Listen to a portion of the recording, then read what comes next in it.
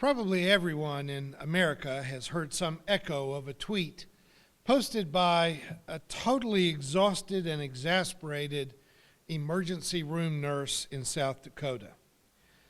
Jody Doring spoke of the painful irony of caring for patients who denied the existence of COVID-19 even with their last breaths on an intensive care respirator. You could ask, how could that be so? Why would they stick to such an obviously ludicrous belief in spite of all of the evidence, not just from other people, but being hospitalized themselves, even as they are inching closer and closer to their spot in Memorial Gardens? Well, South Dakota's very cute 40-something governor, Kristi Noem, might be part of the answer. She declared this week that even when Biden becomes president, if he issues a coast-to-coast mandatory mask-wearing regulation, that she's just not going to enforce the mandate in South Dakota. How did the pandemic become a partisan issue in the United States? And a few other spots around the world, to be honest. There have been some of these kinds of debates in Germany and in Brazil, but by and large, most countries just don't see this pandemic as a conservative or liberal issue. Why did, for example, Asian nations almost immediately start wearing masks and maintaining distance so that their death toll from COVID-19 has been a tiny fraction of ours, while Americans still defiantly go to grocery stores, bowling alleys, theaters, and even hospitals, barefaced and insisting that the virus is just a hoax, even though we've had 250,000 deaths and now have 11 million infections. It may not be fair to lay it all at his feet, but you know the old saying, fish rots from the head. Donald Trump rose to power in the United States through the use of a kind of grade school playground bullying language. He reached down into the brainstem of his base to provoke their fear, but he did it by chest thumping and talking tough. He divided and divided and divided our nation.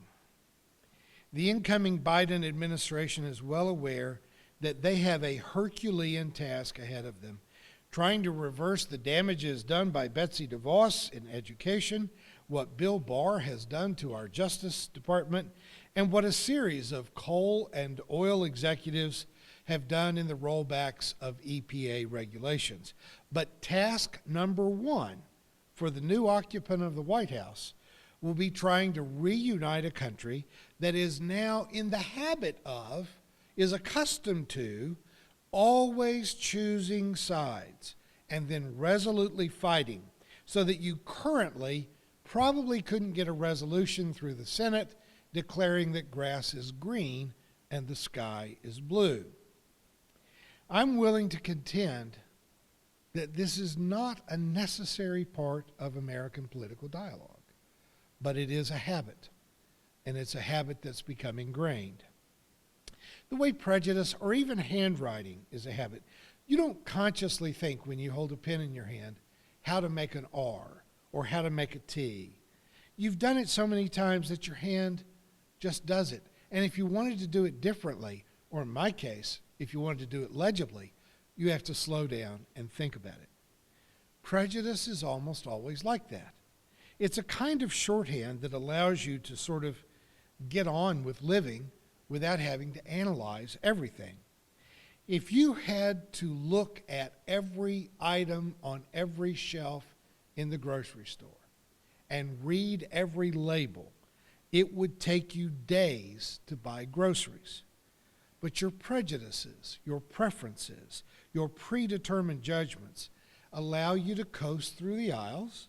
You know which cuts of meat you prefer. You know which brand of peanut butter you like best. Some people evidently choose creamy because it's always there. I don't know what is wrong with them. But you already know what kind of bread that you like. Prejudices are not all bad. In fact, if we didn't have them, we couldn't get through life. But of course, they're also not always good. An ideological prejudice can be lethal. We saw that at its extreme. I still remember it very well.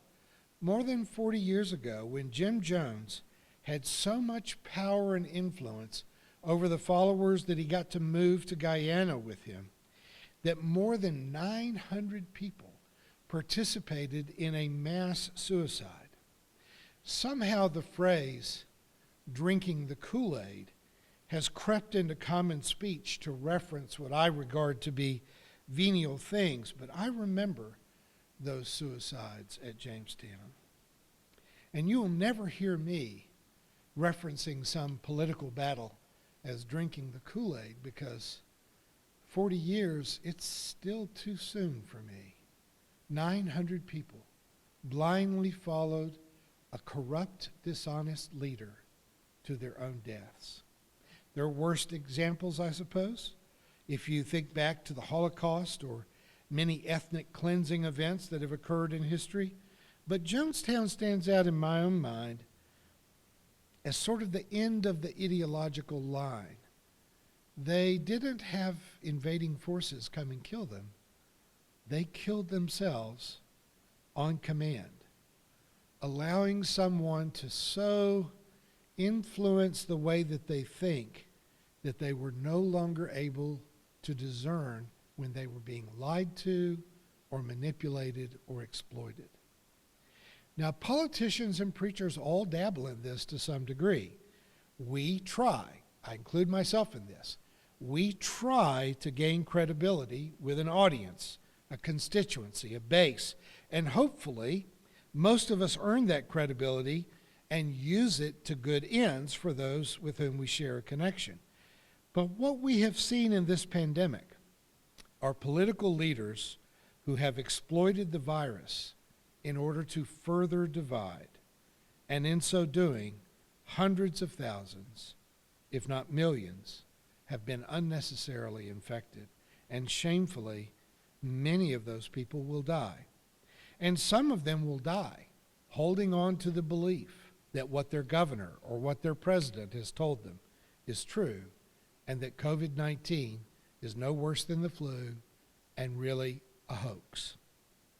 We've talked a lot in the last few years about having arrived at a post-truth era in which people make unshakable assertions, and if your mind is properly prepared to accept the source, then you will believe something as crazy as there are mind control drugs in the chemtrails that jets leave behind, or that George W. Bush planned the 9/11 attacks, or that vaccines cause autism, or 5G cell phones caused COVID-19, or that Bill Gates has put tiny little GPS trackers in the vaccines, and he's going to be able to know when you go to the grocery store or through a fast food drive-through, because evidently, even with all the money in the world, Bill Gates still can't get a life and wants to know where I am.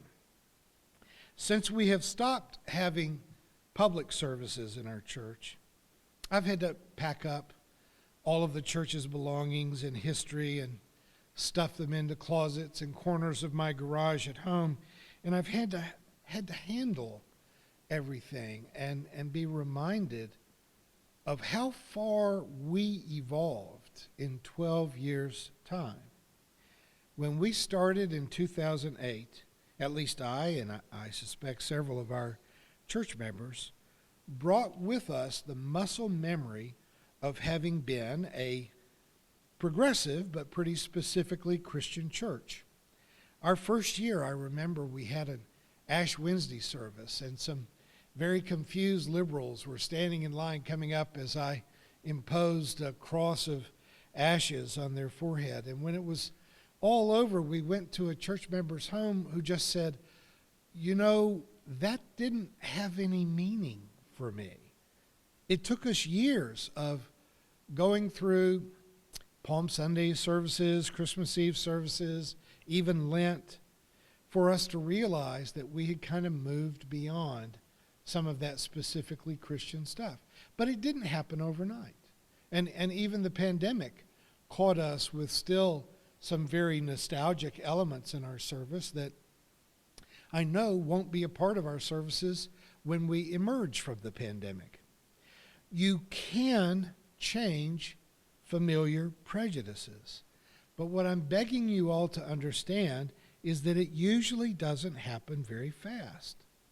And that one of the most basic psychological truths is that we all experience almost every change as a loss. Even if you get a promotion, if you sell a house that's too small and you get a nicer house, change always is experienced with some dimension of loss. We call it buyer's remorse sometimes, but it usually happens right after someone gets married. Sometimes it happens right after they have a baby.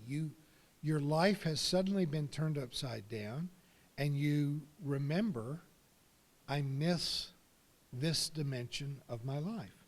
So change has to be done very deliberately, and sometimes you make the decision to change several times before you succeed. I am convinced that within a couple of years, that the red MAGA hats that Trump supporters have proudly worn for the last 4 years will become just as embarrassing as suddenly discovering a Richard Nixon campaign sign in your attic. It is difficult for those of us who saw through Trump's lies and manipulations from the beginning to be patient with family members and friends and coworkers who not only voted for him once, but voted for him a second time, and who are now trying to repeat the false claims of massive voter fraud without a shred of evidence. Right now, having lost the election, there are a lot of people around us, and some of them may be people that you love very much and are very close to, who are just sad. Sadness often becomes anger. Grief becomes anger. They are depressed. And some of them have even convinced themselves to be fearful, as if Joe Biden was going to be a socialist. I wish. So I counsel patience. We don't want to keep writing people off. I don't think people should ever be expendable. We want to help them to engage in critical thinking so that they can examine their prejudices and eventually, slowly perhaps, begin to come into a more open-minded and enlightened way of seeing the world. COVID-19 is obviously not a hoax. It was not caused by the development of 5G cell phone towers. It is not the product of Chinese military labs, and vaccines will not let Bill Gates know when you are going to that adult store that you shouldn't go to. I suppose that we were all a bit outraged earlier this week at the firing of Chris Krebs, who until this week was in charge of our nation's cybersecurity, and who evidently did an absolutely laudable job of ensuring that our recent election was free of foreign influence and that social media was scrubbed a great deal of the time of false information. Unfortunately, an awful lot of the false information he was identifying had come directly from our current commander-in-chief. In fact, he had put up a website to flag false election claims, and it started to look like a Trump filter because almost everything being flagged on his website had originated with Donald Trump. So it couldn't have been a surprise to him that he got fired. It had to be fairly obvious. But I feel like at this juncture in history, getting fired by Donald Trump is one of the nicest things that you can put in your resume. I think that's going to get him a promotion and a big raise. But you have to remember that the little boy in the famous parable who first shouted out, "The emperor has no clothes," was not immediately elected to be the next emperor. People don't like being made to feel stupid. And right now, almost every elected Republican and most of the White House staff have played along with this circus that Trump has created. A few of them, after they were fired, wrote tell-all books, but very few have been as clear-eyed as Chris Krebs was, who, like the little boy in the parable, just wasn't going to turn off his brain, and he wasn't going to sacrifice his character to play along with a lot of deception. You've heard me say before that only dead fish always swim with the current. Well, we're coming to the conclusion of a chapter in American history in which nearly half of the people in this country have just been swimming with the current. No one likes to be talked down to. No one likes to be told that they're stupid. And no one wants to cop to the fact that they got tricked into playing a part in a Borat movie. They don't want to admit that they've been manipulated into believing a con man. So I'm just saying, let's all decide now to be patient, to hold out an olive branch to those that might be willing, and everyone isn't going to be, but people that might be willing to restore some unity to our divided nation. We don't have to agree if we can just have civil conversations again. I think a lot of us are probably pretty relieved that we don't get to have a Thanksgiving celebration this year. You are not going to have to face your crazy uncle. You have a plausible excuse for staying home. But next year, let's think about next year. Let's sit next to the crazy uncle. Ask him how he's been doing, what he's been thinking. Tell me more. Tell me why you believe that. Listen, some people will eventually talk themselves out of their craziest beliefs. You know, everybody involved in our congregation's movement, and that's, a couple of hundred people in Springfield and tens of thousands around the world, I'll bet you not 1% were born into a progressive household. Not many of us started our spiritual journeys by being very open-minded or inclusive, or certainly not post-theistic. Someone gave us encouragement along the way. Someone, little by little, water dropping on a stone, helped us to open our minds. We may not even remember anymore. We may not be conscious of the steps that we took over the past decades to get to where we are. But you think back, and aren't you glad that you are not now who you were 20 years ago? Or for me, even 10 years ago. I think there's just been a lot of things that I have found to be very, very slowly dawning on me. I remember when I was leaving Harvard in 2004, one of my professors, and I was almost 50 years old at the time,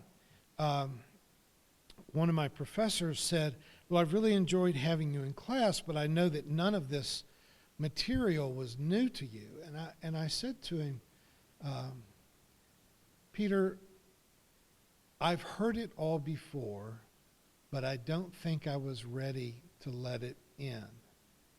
I think that you have to hear some messages 15, 20, 30 times before your heart is willing to give up those prejudiced responses, that calcified way of how you make an R or how you make a T, to begin to think about it another way. Prior to the Trump era, and prior to the pandemic, I was inclined to believe that only 2 or 3% of the population could realistically be diagnosed as sociopaths. But when you start to hear people in large numbers insisting that they don't want us to have universal health care, even calling the idea crazy because they like the insurance they have, and they literally insist that tens of millions of other people go without access to health care so that they don't lose some perceived benefit that they have. When you hear that, you start to think, maybe we're not good people. Maybe there's something really dark at the center of who we are. And when you see politicians railing against the pandemic stimulus package, when millions of people are unemployed, hundreds of thousands are facing eviction, and some, undoubtedly, are hungry. You see the lines at food banks that are giving away groceries. Hunger has come to America, and yet they don't want to pass a stimulus package. You see that, and I'm forced to wonder if there might be 10 or 20 times as many sociopaths as I was told in graduate school. And I do want to caution you against just lumping anyone who disagrees with you or anyone who seems more conservative as you into a basket of deplorables. Trump supporters, even COVID deniers, people that refuse to wear a mask in public, they are saying deplorable things. They are doing deplorable things. But even if they are acting deplorable in this moment, somebody gave me a chance to change. And I'm just saying we ought to give them a chance to change. When we were starting our church, I had a meeting with an older pastor who had some experience with starting new churches. And the one piece of advice he had for me, and it turned out to be very useful, he said, whoever is with you on the first day will probably not be with you at your second anniversary. And our first day and our second anniversary, both times, we had 50, 60 people there. But only 5 or 6 of them had been there on day one. And he said, this is not your fault. People come looking for something, and sometimes they don't get what they need. His words really turned out to be prophetic.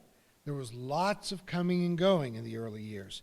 People would join us, they get very active, they were part of every social gathering and event, and then they either disappeared quietly and slowly, or they burned out in an explosive, ego-driven fireworks display.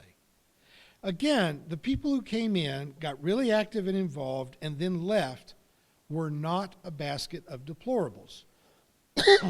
There were times that I probably felt betrayed, but it shouldn't be cast that way. They were not, in general, bad people. Some came in and got what they needed and left. Some came in and found out that they needed something different, something other than who we were. And of course, over a dozen years, some have died, some moved away, some have had big life changes. They married someone who wasn't a good fit with the church, they changed jobs, or they had some kind of change in schedule or priorities that made a congregation that was once vital to them no longer as necessary, or possibly even no longer a good fit.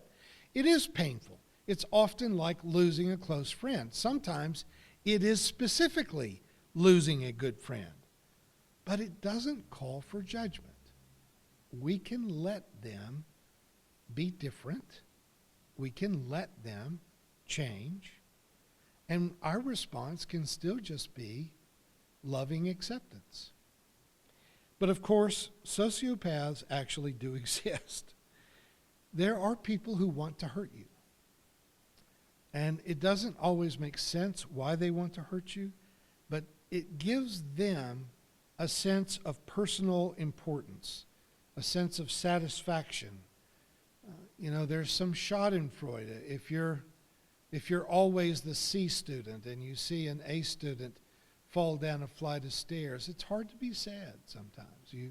There are those that just have an inherent resentment of those that have maybe been more successful public figures, or they've furthered their career or their education. And so a sociopath might want to hurt them and make it look like it just happened. If any aspiring pastor ever asks me for advice about starting a new church, I'm going to share with them this one proverb. Be careful about who you let on your ship. because some people will sink the whole ship just because they can't be the captain. You will never meet anyone who will introduce themselves to you by saying, be careful, I'm a sociopath. We're going to be good friends for a couple of years, and one day I'm going to rip your heart out of your chest and eat it right in front of you. There has never in the history of the world been a sociopath who knew that they were a sociopath. What they feel is lonely. They feel that they are being ignored by the world, that they're being overlooked, that they're underappreciated. And so they seek out voluntary associations, whether it's a church or the Kidney Foundation or a bicycle club or some other charity. And at first they are generous with their time and their resources. They are friendly to the point of being absurdly flattering. And then they consciously or unconsciously try to take control. And not even necessarily because they really just want to be the captain of the ship, but because for reasons they do not understand, they like to see ships sink. Most churches spend 90% of their energy trying to satisfy 5% of their church who are critics who are not interested in being satisfied. The criticism is what they want. They enjoy it. And so giving them time and energy literally encourages the negative emotions. Some people are not looking for fame or wealth or power. They just want to watch the world burn. And most of us have been wounded by life in one way or another. We all have issues. We're aware of some of them, and we are unaware of most of them. Many times, the very worst things that we do in life, we do unintentionally and unconsciously. We have no idea why we disposed of a friend or dismissed someone. We just know at the moment we did it, and for impossibly complicated motivations inside our own head, we just did it. But the purpose of trying to create a community is for the community itself to be healing. There's actually a passage in the writing of the prophet Isaiah when he's speaking to all these slaves who've been brutalized and raped and all the tragedies that they encountered in Babylon as slaves.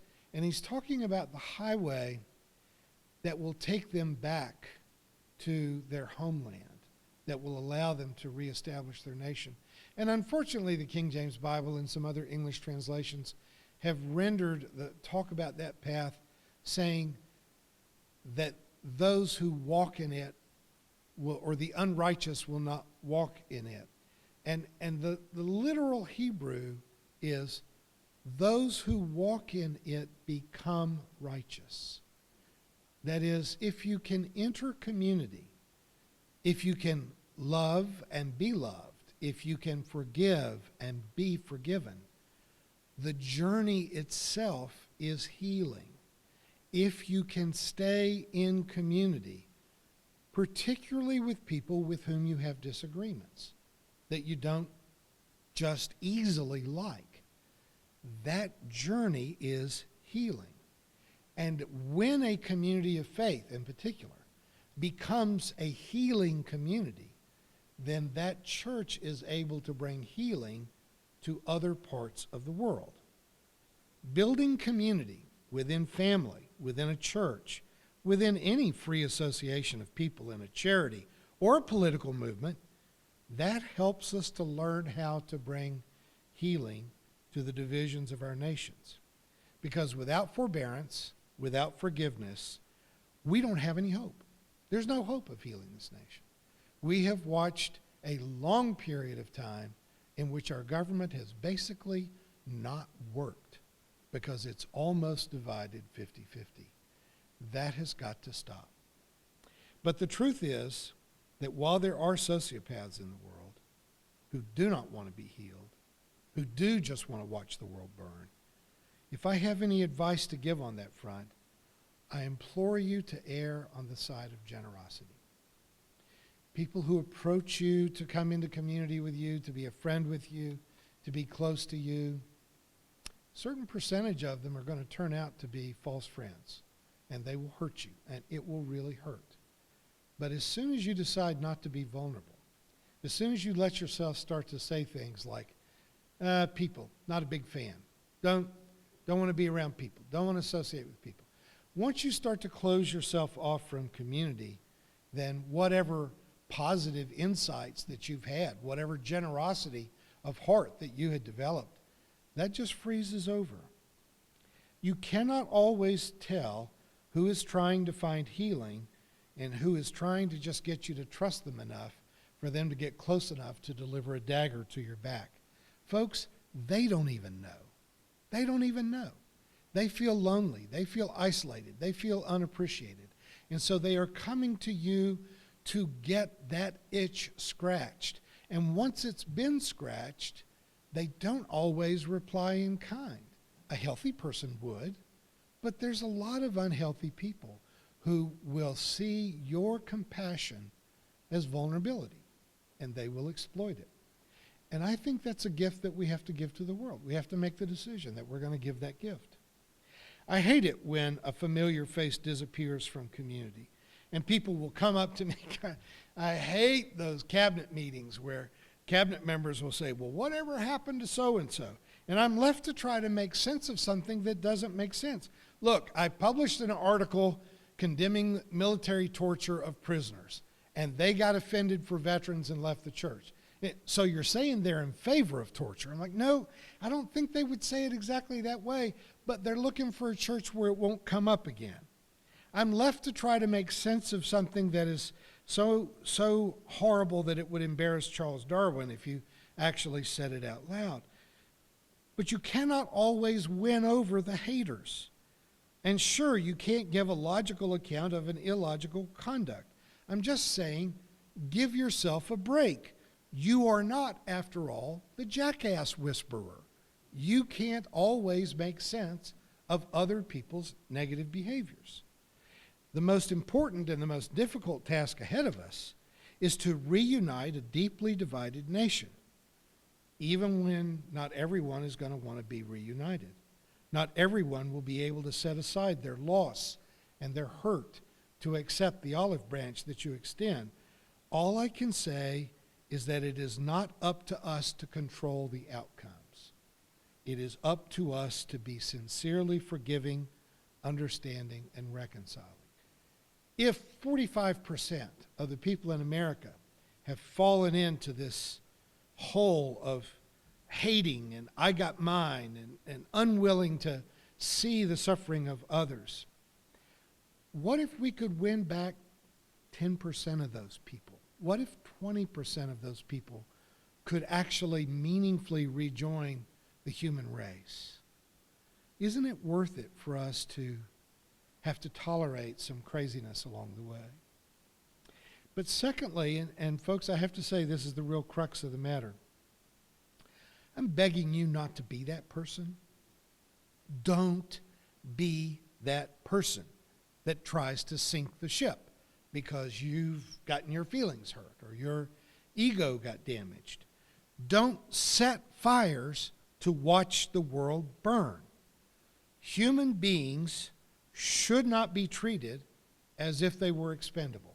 And sure, our justice system still allows for capital punishment. There is not a human being on earth who is so good that they can decide to kill somebody else. That's the extreme. But when it comes to friendships and relationships, don't sever a friendship unnecessarily. Don't abandon someone in their time of distress. That doesn't mean that you have to act like you believe their conspiracy theories. One of the things I learned in the treatment of addiction is that alcoholics and drug addicts are liars. They will tell you every kind of lie under the world. And the worst thing you can do is to pretend that you believe them.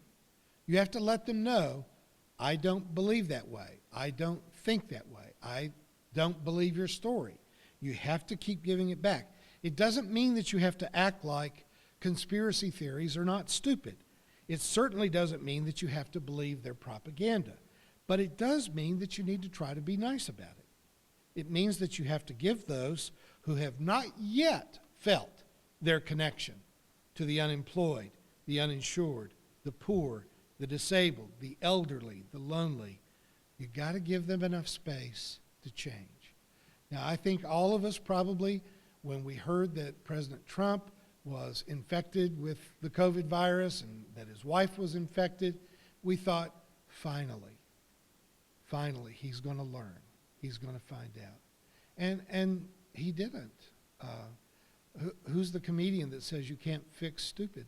There's some people who have painted themselves into such a dark place that even personal experience doesn't make them feel a connection to those that are ill, those who are unemployed, those who are literally hungry. But we've got to try to help them to change. And I can tell you this about changing. No one ever does it when they feel unsafe. Now, it's impossible to draw someone into the light by insulting them, by deriding them, or by being condescending. Now, maybe that's a part of it. Maybe feeling some embarrassment may be a part of it. But no one will actually make those steps to change until they feel a sense of guarantee that they're going to be loved and accepted on the other side of that transformation. I know that there were people who loved me when I was a jackass, and I am grateful for those people. And I would like to be the same for somebody else. Now it is our turn to be that person. Consider it a gift that you give to them. You don't have to remind them that they made a 15 on the ACT and that maybe they shouldn't be trying to explain constitutional law to you. You don't have to remind them that they didn't finish college. They remember. Their condescending tone is because of their insecurities. You don't have to put them down. You don't have to believe their Fox-generated conspiracy theories, but you can give them the gift of patience, of kindness, of listening, asking questions, draw them out, see if they can find their own way out of the darkness where they've been living. Unlike Motel 6, for the last few years, I'm afraid a lot of us have forgotten to leave a light on. Now, perhaps, it is time for us to really work hard to welcome back some old friends that we've been missing. Thank you for watching our videos. We are entirely dependent on the donations of our listeners and members. We hope that you find this content to be important enough to help us to keep offering these videos to the public at no charge by becoming a regular contributor. Please click on the donate button on our website at www.spfccc.org. Thank you for your support of progressive religious programming.